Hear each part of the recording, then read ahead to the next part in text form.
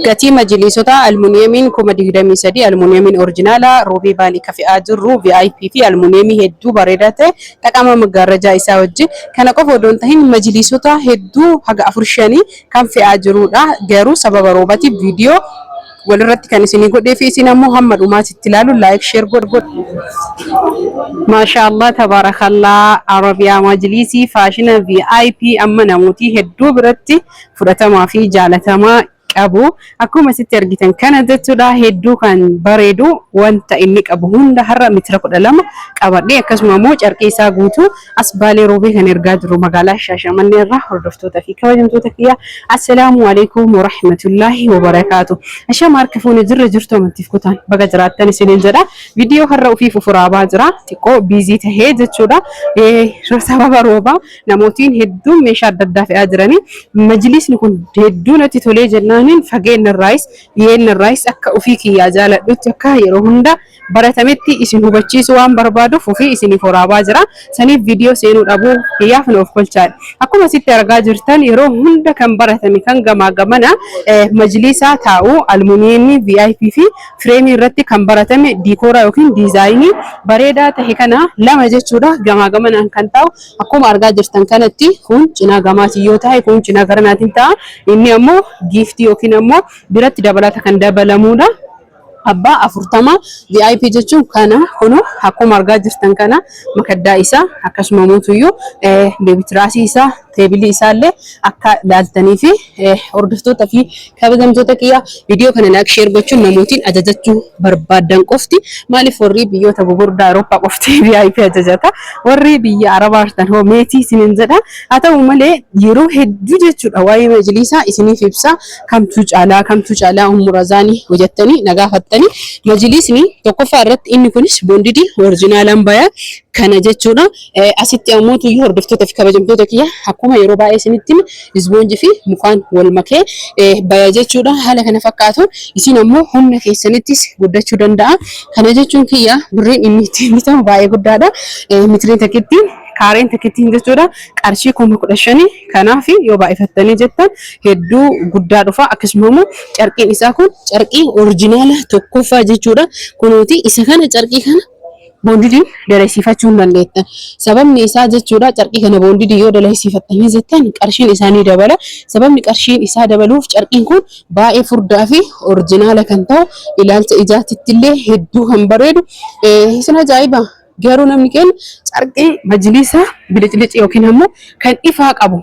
Amma kun warqaamman kun dahabeen kun oriijinaala jechuudha. Kan Afrikaan oomishe malee kan fidanii Chaayinaa itti laxxafa yookiin itti maxxansa yeroodhaaf luqqa osoo hin tahin kun kan waliin hodhamee jechuudha. Kanaaf osoo boondidiillee carqii VIP kanaan dalaisiifattanii baay'ee natti tola. Sababa kanaaf kwaalitummaa isaa, qulqullina isaa, carqii isaa, hojii isaa qabatee qarshiin isaa garmalee dabalee isiniin jedha. Akka kana fakkaata baalee roobee ergaa jirra.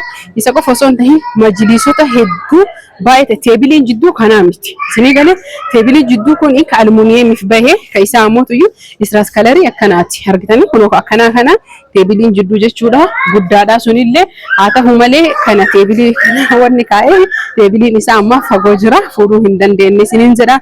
Ijoolleen meeshaa fe'aa jirti. Diizaayiniin kun ammoo as gala bootannoo hanqatee kun as argaa jirtanii miti as gala jechuudha. Diikooraan isin asitti argaa jirtan kun sochaasee isin agarsiisuu danda'a. Yeroo baay'ee hin beektan kun argitanii kun maashaallah tabarakallah.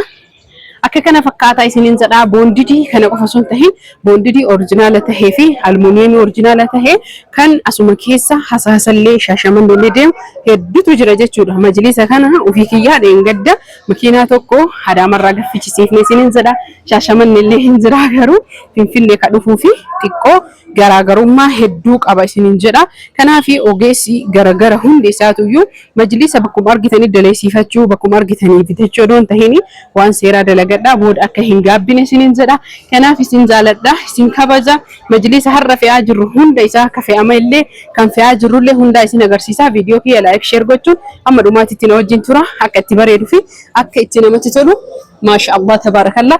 Ijuma keessanii ilaaltanii akka ajajattan abdiin qaba hordoftootaaf kabajamtoota umurazaan kana qofa osoo hin tahin viidiyoo hedduu isiniif fida yoo laalame qofa kan fidu isiniif gale kanaaf viidiyoo ilaaltanii akkasuma immoo laayikiin gootanii sheeroota keessaniin gootanii kana waan ta'eef viidiyoo meeshaalee callisnee fi'aa jirra akkaataan viidiyoo jechuudha hedduu ifaajee hedduu ka qabu keessattuu jechuu an akka dhuunfaa kiyyaatti nama biraan beeku namni bakka takka taa'e ani ijoollee bakka hunda hojii kiyya dhugaadha wanni hundi akka isin beeytan kana qaala'ee dabalee jira bakka hedduu deemtee ifaajee hedduu lakkoofsa kan kee kana si bilbilanii itti argiteen kaafni si arrabsaa si waan baay'ee siin jedha ijoolleen maanuyyuu akkuma argaa jirtan kana majlisoota gara 5 kana kan baafnedha magaraja kanneen lamaan majlis wajjin baafne kun ammoo almuuniyeemii jalatti argaa jirtan kana magaraja kanillee almuuniyeemii jechuudha diizaayinii biraatiin kalarii istiraas kalariidhaan kunuutii ramadii afaan arabiitiin jettan sani innis cinama isaa jira kunuu asitti kan argaa jirtan kana innillee baay'ee bareeda walirratti xaqama magarajaan kunniin qarshii meeqamee qorre jettan qarshii 40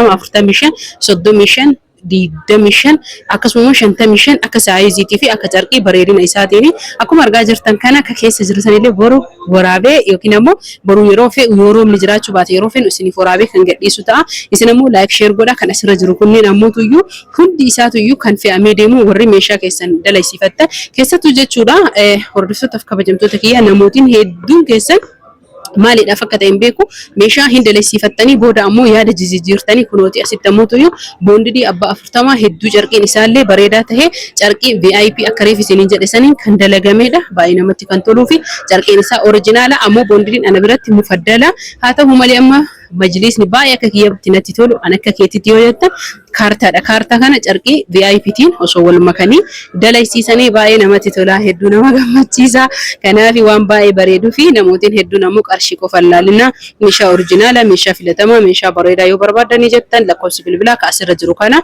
jaalattan qofa yoo ta'e ajajadha yoo hin jaalanne ta'e ammoo tuyyuu garuu bakka kamii ajajadha ka akkamii ajajadha laalaa hubadha namni hedduun maalis jettan isiniif fakkaate kun roobaa jira waan ta'eef addaan kunna asumaan laayik sheer gochuun nagatti waraabulaa fayyaan faaya